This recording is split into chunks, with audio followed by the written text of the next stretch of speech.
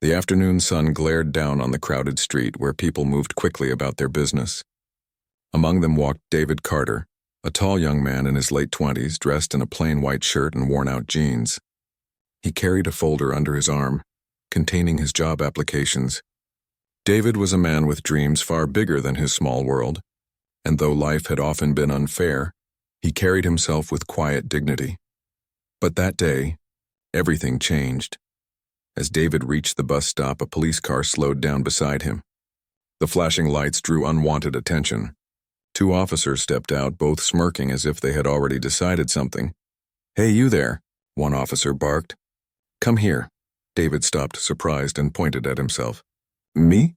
"Yes, you." "Hands where we can see them." Confusion rushed through him. He had done nothing wrong. He wasn't even sure why they wanted him. The people waiting for the bus turned to watch, their faces mixed with curiosity and unease. "Sir, is there a problem?" David asked politely. The officers exchanged looks, and one of them chuckled. "We'll see about that." Before David could explain further, they grabbed his arms and twisted them behind his back. Cold handcuffs clicked tightly around his wrists. The sound pierced his heart like a cruel bell of humiliation. The crowd murmured, some whispering, some recording the scene with their phones. David's face flushed with embarrassment. "I didn't do anything," he tried to say calmly. "Tell it to the judge," one officer sneered, pushing him toward the car. The other officer laughed, as if the arrest were some kind of entertainment. "Look at him, acting all innocent." "They all do." Those words stung more than the metal cuffs. David wasn't just being arrested. He was being judged without a chance to speak. His dignity was being mocked in front of strangers, and laughter followed him as he was shoved into the back seat of the police car. Inside the vehicle, David stared out of the window. The faces of the people blurred into a painful memory. Some looked away, too uncomfortable to watch. Others simply smiled at the spectacle. And yet no one stepped forward to ask if he was truly guilty. Silence was the crowd's answer. The station smelled of old coffee and papers. David was made to sit on a hard chair in the booking area. The officers continued their mocking tone, whispering and laughing with their colleagues. "So what's the charge?" another officer asked casually. "Suspicious behavior," one replied, grinning, walking too confidently with a folder in his hand. The room erupted with quiet laughter. To them it was a joke. To David it was a storm crushing down on his soul. He thought of his mother, who had always told him, "Son, walk with pride no matter what. One day the world will see your worth." But in that moment he wondered if her words were just dreams too fragile for reality. That night, David was placed in a small holding cell with two other men. The walls smelled of sweat and despair. He sat in the corner, knees pulled close, staring at the floor. "First time?" one man asked softly. "Yes," David whispered.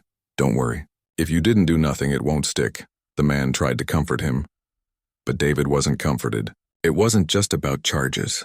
It was about how the world saw him. A man with dreams reduced to a joke in the eyes of those in uniform. He closed his eyes and let silent tears fall, careful not to let anyone notice.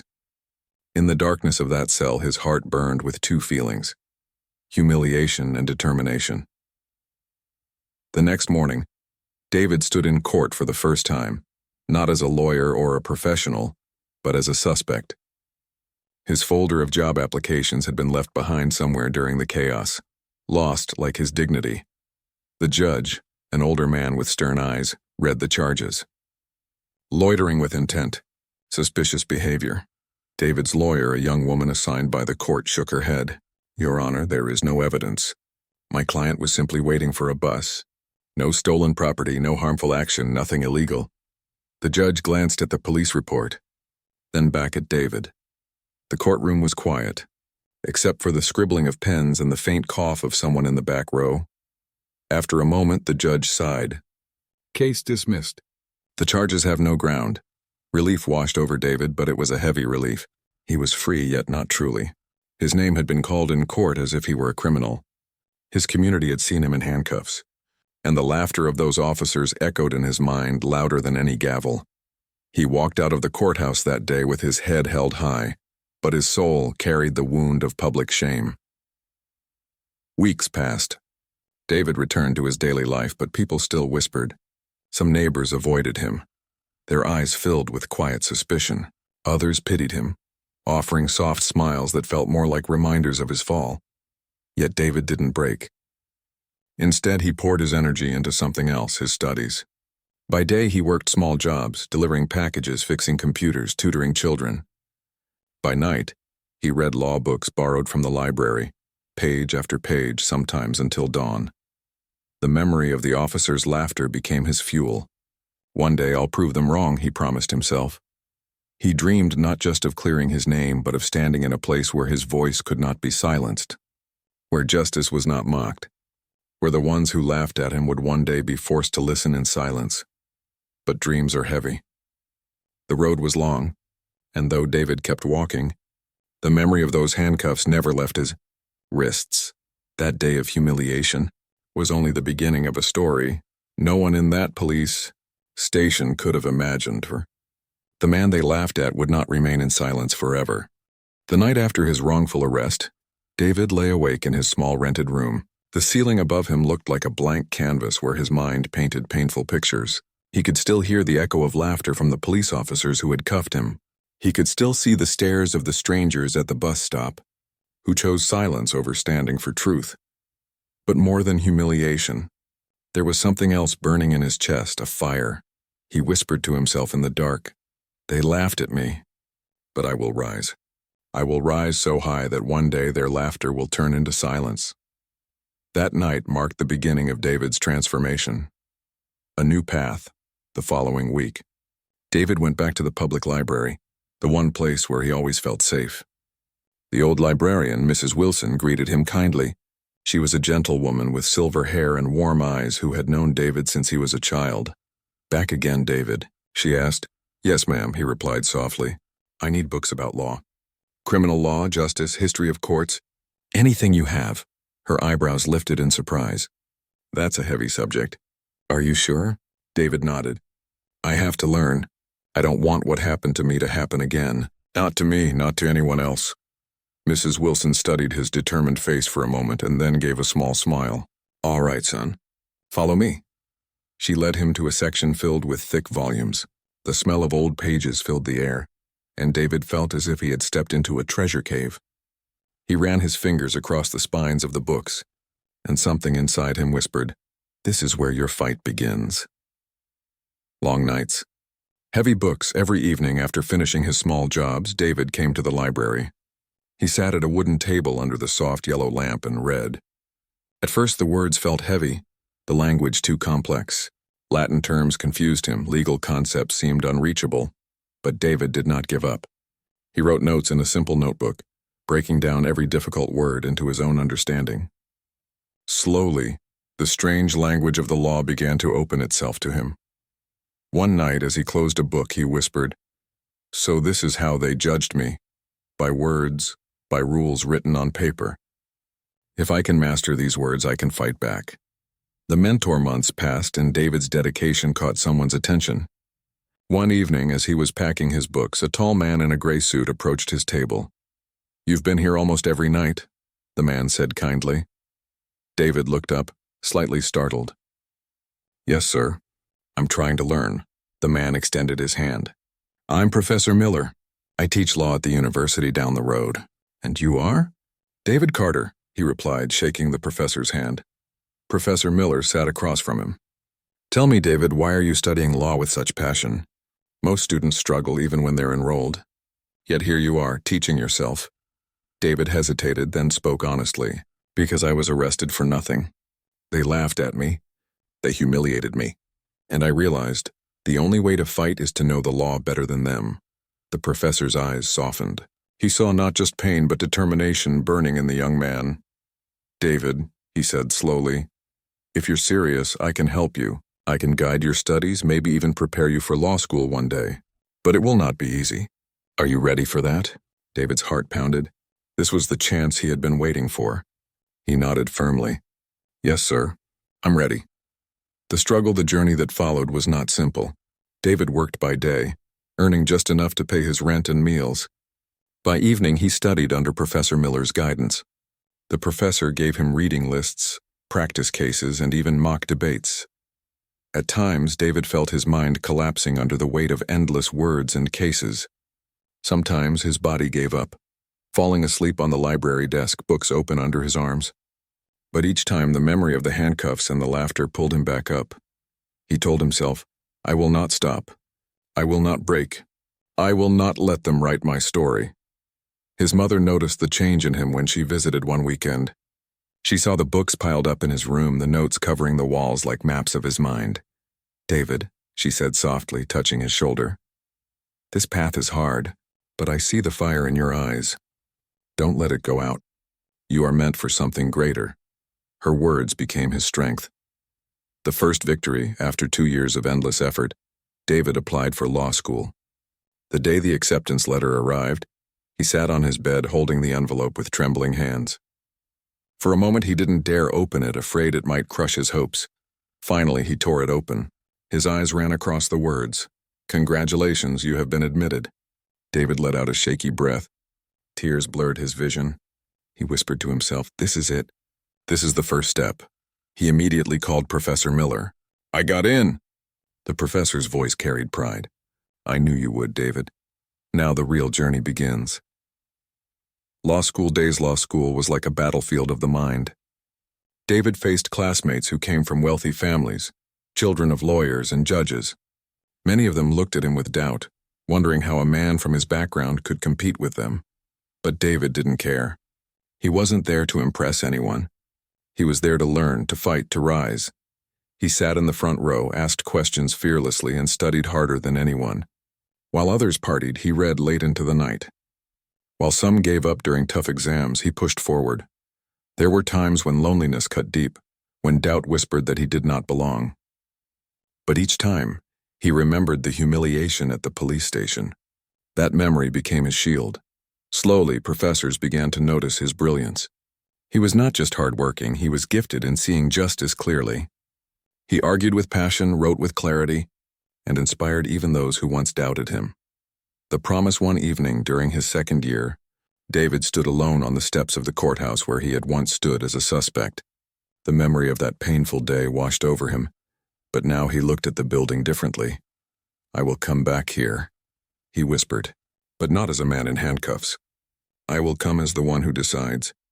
I will sit where justice is spoken. That is my promise. Graduation years passed like chapters in a long book. Finally, David graduated with honors. His mother stood in the audience, tears streaming down her face as she watched her son walk across the stage to receive his degree.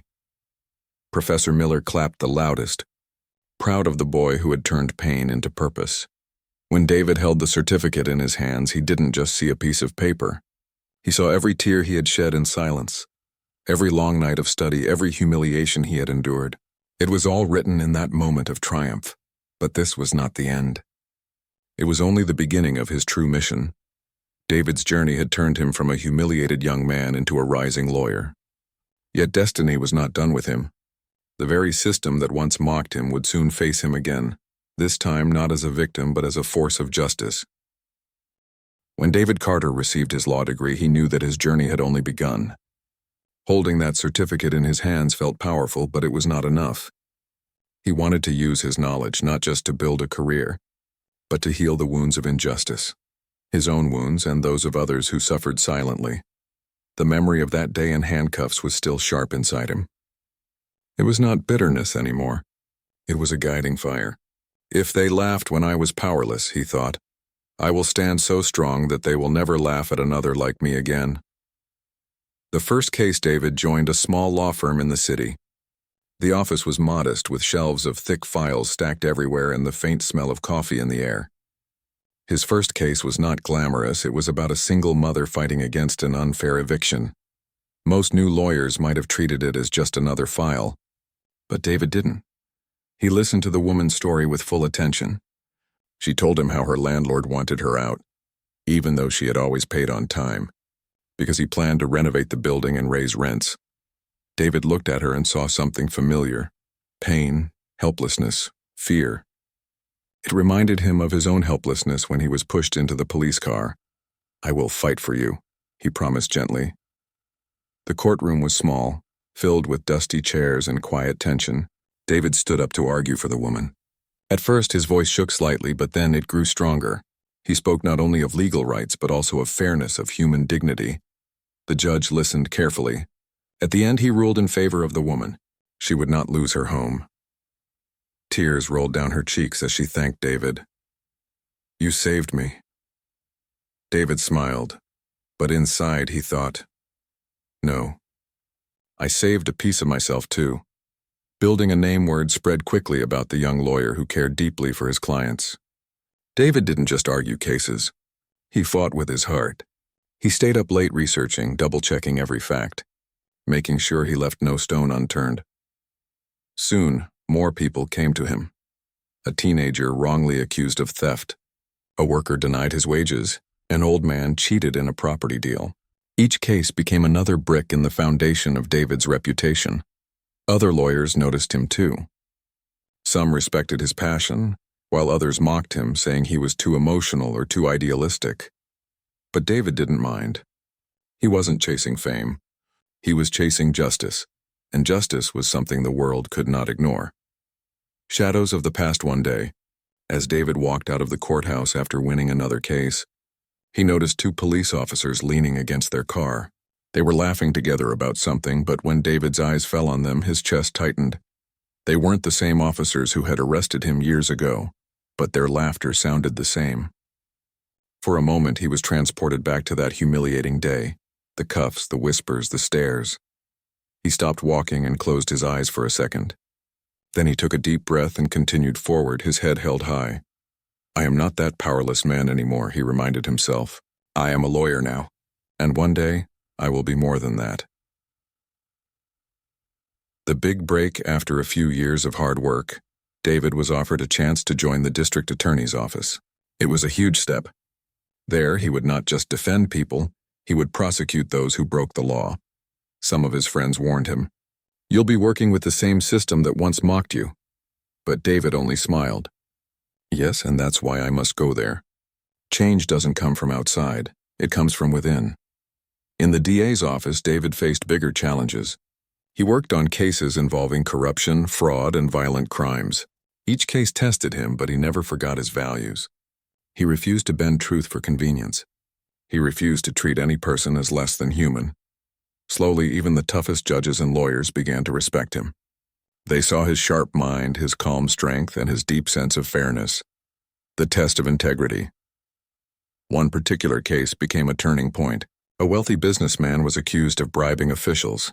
Everyone in town believed he was guilty, but he had power, money, and influence. When David prepared to prosecute, the businessman's lawyer approached him privately. "Listen, Carter," he said with a sly smile. "My client is willing to make this go away. A little favor for you, a little silence from us. You'll be rewarded, of course." David looked at him steadily. "Justice is not for sale." He refused the bribe, knowing it could have made him rich overnight. Instead, he worked tirelessly, gathering evidence, questioning witnesses, and presenting the truth with clarity in court. When the businessman was finally convicted, people in the courtroom turned to David with admiration. They knew he had chosen the hard path, the honest path.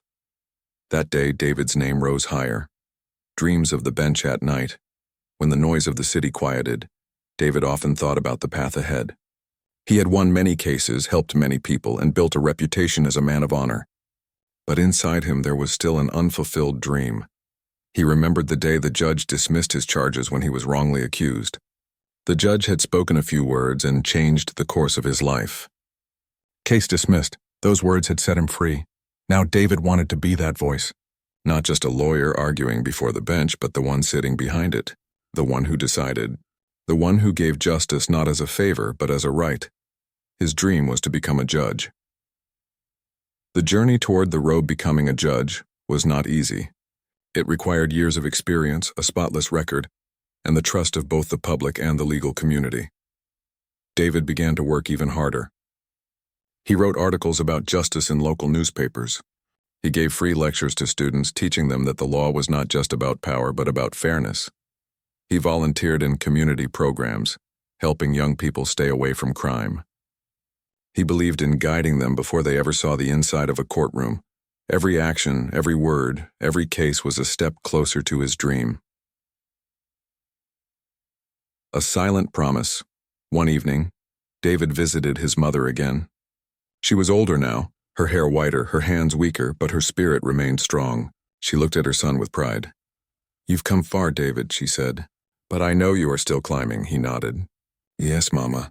One day I will wear the robe. One day I will sit in that chair where truth speaks louder than laughter." She held his hand tightly. "And when you do, I will be there in spirit, smiling." David's eyes glistened, but he smiled. "That is a promise. Storms ahead." The path was not without enemies. Some people in power disliked David's honesty. Some officers still whispered behind his back, remembering the boy in handcuffs and mocking his rise. But David no longer feared whispers. He had faced laughter once, and he had survived it. Now he walked with the strength of truth. He knew storms would come, but he also knew he was ready. David Carter had risen from humiliation to honor, from a cell to the courtroom, from a powerless man to a powerful voice. But destiny had not yet shown its greatest card. The very same uniform that once cuffed him in laughter would one day stand silent before him. Because the boy they mocked was on his way to becoming their judge. Years of struggle, endless nights of study, and countless battles in court had finally brought David Carter to the edge of his greatest dream. His name was whispered in legal circles with respect. He had become known as the lawyer who never bent to lies, never sold his soul for profit, and always spoke with honesty. When a vacancy for a new judge opened in the city, people began to speak of him. David Carter would make a fair judge, some said. Others doubted, whispering, "But he came from nothing. Can he handle the weight?" David heard both voices, the praise and the doubt, but he didn't let either control him. He focused only on the truth. His application went forward, and soon, after careful consideration, his name was announced. David Carter was appointed as a judge. The day he first wore the black robe, his heart pounded like a drum. He stood in front of the mirror in his small apartment, staring at his reflection. The fabric felt heavy on his shoulders, but it was not the cloth that gave it weight. It was the history behind it. He remembered the laughter, the humiliation, the cold metal of the handcuffs on his wrists. And now here he was wearing the robe of justice. He whispered to himself, "This is not just for me. This is for everyone who was ever silenced." The first days on the bench, the courtroom felt different from this side. No longer was he the young man defending or arguing. Now all eyes turned to him as he entered, and the room rose in silence. The authority of the bench was powerful, but David wore it with humility. He listened to every case with patience. He allowed both sides to speak fully before making decisions. His judgments were clear, fair, and rooted in truth. People began to say, "Judge Carter is not just wise, he is human. He understands." It wasn't long before his reputation grew beyond the courtroom. Newspapers printed his name, praising his honesty. Law students wrote about his fairness. Community members felt proud that one of their own had risen so high. But destiny was waiting for him with a test that no book had prepared him for. The familiar faces one morning. As David walked into the courtroom, the clerk handed him the day's list of cases. He scanned the names casually, and then his eyes froze. 2 names leapt off the page, 2 police officers accused of misconduct. His breath caught in his chest as recognition struck. These were the very same officers who had cuffed him years ago, who had laughed as they shoved him into their car, who had humiliated him in front of strangers. For a moment, the weight of memory pressed down on him. He could hear their laughter again, sharp and cruel. He could see the faces of the crowd who had done nothing, but then he straightened his back, took a deep breath, and reminded himself, "I am not that young man anymore. I am a judge now, and justice is not revenge." He walked into the courtroom with steady steps. The bailiff announced, "All rise." The room stood in silence as Judge Carter took his seat. When the 2 officers were brought in, their eyes widened in shock. Recognition hit them instantly. The laughter they once carried drained from their faces, leaving only silence. The trial of truth. The case was about abuse of power. The officers had been accused of using unnecessary force during an arrest and falsifying reports. As the evidence was presented, David listened carefully, his face calm, his eyes steady. He did not show anger, nor did he show favor. He was the judge, and justice had to remain pure. But inside him, memories clashed with the present. He remembered his own arrest, the humiliation, the coldness of the police station. Yet he also remembered his promise to rise above, to be more than just a man seeking payback. The defense lawyer tried to argue that the officers were simply doing their job. The prosecution brought witnesses who spoke of cruelty and dishonesty. All the while, the two officers avoided looking directly at David. Their earlier arrogance was gone, replaced with unease, the moment of silence. Finally, after days of testimony, the moment came for Judge Carter to give his ruling. The courtroom was packed with people, reporters scribbling notes, families watching anxiously. David looked at the officers. He saw them not as monsters, but as men who had made choices that hurt others. His voice was calm, steady, and firm as he spoke. Justice is not a tool for those in power to mock the powerless. It is not a shield for arrogance or cruelty. The law does not laugh, it listens. It does not humiliate, it protects. No one is above it, not even those sworn to uphold it. The room was silent, every word sinking deep into the walls. He paused, then delivered the judgment. Based on the evidence, this court finds both defendants guilty of misconduct. They will face the penalties as prescribed by law. The gavel struck. Silence filled the room. The officers who had once laughed now stood pale, their heads lowered. They said nothing, for what words could they speak? The weight of victory. The crowd murmured quietly as people left the courtroom. Some nodded with respect toward Judge Carter. Others whispered to each other about the poetic justice of the moment. But David did not smile, nor did he gloat. He sat for a long moment after the courtroom emptied, staring at the bench before him. He whispered to himself, "This was never about revenge. This was about truth." He removed his robe carefully, folded it, and placed it on the chair. The robe was not just a symbol of power. It was a reminder of responsibility, a visit to the past. That evening, instead of going home directly, David walked to the old bus stop where it had all begun. The street looked different now, filled with new shops and brighter lights. But in his mind, he could still see the flashing police lights, the crowd watching, the laughter that had once cut him so deeply. He stood there quietly, feeling the cool evening breeze. Then he closed his eyes and let out a deep breath. "I made it," he whispered. "I kept my promise." A small smile touched his lips. The pain of the past no longer hurt. It had shaped him, but it no longer owned him. The judge and the people. In the weeks that followed, David continued his work as a judge. People spoke of him not only as a man of wisdom, but as a symbol of hope. Young men and women came to him for advice, inspired by his journey from humiliation to honor. He told them, "Your pain can be your power. Don't let injustice turn you bitter. Let it make you better." His words spread far beyond the courtroom. They became lessons whispered in classrooms, shared in community halls, remembered in quiet homes. The legacy in motion. Though David had reached the height of respect, he knew his journey was not done. Justice was not a single victory, it was a lifetime of choices. He promised himself he would never forget where he came from, never forget the laughter that had once wounded him, and never let another person face that pain without a voice. The officer's silence in his courtroom became more than just a personal triumph. It became a reminder that time, truth, and perseverance could turn the tables of destiny. David Carter had walked through humiliation, fire, and storms, but he had risen not with anger, but with justice. And in that rise, the world had witnessed something greater than revenge. They had witnessed transformation. The courtroom was quiet, the soft hum of air conditioning blending with the faint rustling of papers. Judge David Carter sat behind the bench, his robe draped perfectly, his hands folded calmly before him. Each day, as he looked out at the people who came seeking justice, he felt the weight of responsibility on his shoulders, but it was a weight he carried with pride.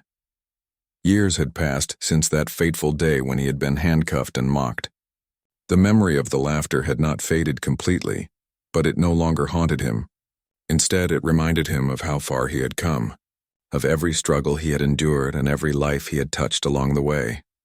A morning of reflection. That morning, David arrived early at the courthouse as he always did. He walked through the empty hallways, his shoes echoing softly on the polished floor. He paused near the old photographs of past judges, some stern, some smiling, all immortalized in black and white frames. He stopped in front of one picture of a judge he had admired as a student. The old man's eyes seemed to speak across time. David whispered, "I hope I can do for others what you did for me. I hope my decisions can heal, not just punish." As he entered his chambers, he sat at his desk, opened his notebook, and reviewed the day's cases. But his mind wandered briefly to the journey he had traveled. The boy who had once walked down the street in handcuffs, humiliated and alone, now the man who decided the fates of others with fairness and clarity. It's been a long road, he thought, a small smile touching his lips, but it was worth every step.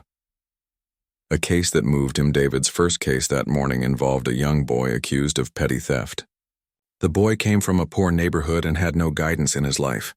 As the mother spoke, tears rolling down her cheeks, David could feel her fear, her helplessness. He remembered the fear he had felt during his own arrest, and he knew that this child needed understanding, not condemnation. He listened carefully to every word, asked thoughtful questions, and weighed the evidence. When it came time to make a decision, he ruled not with anger, not with punishment, but with wisdom. "The law is not only a set of rules," he said gently to the boy. "It is a guide to help you grow, to make better choices. You will be given an opportunity to learn and to make amends. Take it seriously and your future will be brighter."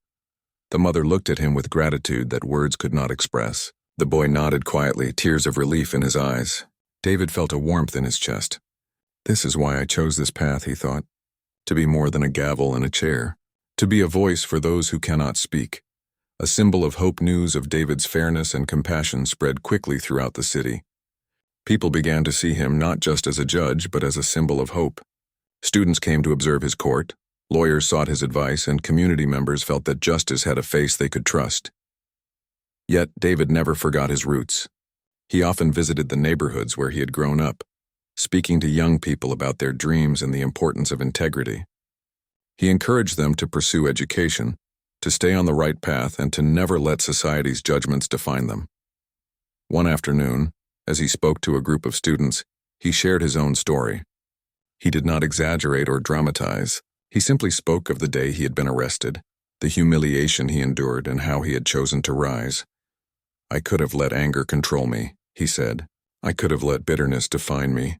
But I chose to let justice guide me, and that choice changed my life." Remember, your past does not decide your future. Your actions do. The students listened intently, eyes wide, hearts inspired. Some had never imagined that a person who faced so much adversity could rise to such heights.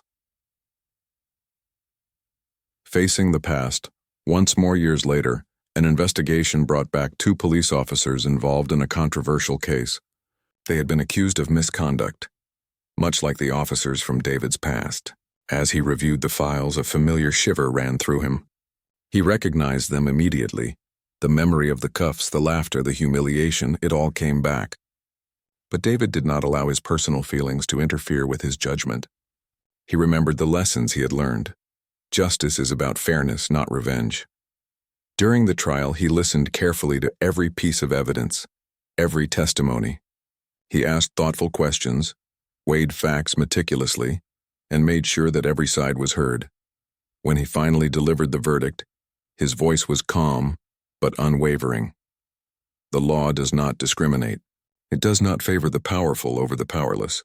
Based on the evidence presented, this court finds the defendants guilty of misconduct and abuse of authority. They will face the consequences as prescribed by law. The courtroom was silent. The officers who had once mocked him now stood before him, heads bowed, silence replacing the laughter that had once haunted David. He allowed a moment of quiet to settle in the room, then moved on to the next case. He did not gloat. He simply let the law speak as it always should. A letter from a young lawyer one day. David received a letter from a young lawyer named Maria, who had been inspired by his story. "Dear Judge Carter," she wrote, "I have read about your journey, from being humiliated to becoming a respected judge. Your story has inspired me to pursue law with honesty and courage. Thank you for showing me that integrity matters more than anything else. One day I hope to make a difference just as you have." David smiled as he read the letter. It reminded him that his work was not just about cases or verdicts. It was about inspiring others, creating ripples of fairness and hope that could extend far beyond the courtroom. He replied carefully, encouraging Maria to follow her path with dedication and reminding her that every challenge could become an opportunity to rise. The city remembers over time. The city began to recognize David's contributions formally. He received awards for integrity, speeches were given in his honor, and students wrote essays about his dedication to justice. But David remained humble. He never forgot the bus stop, the police station, or the courtroom where he had once been a victim of circumstance. He often told young lawyers and students, "Remember where you come from.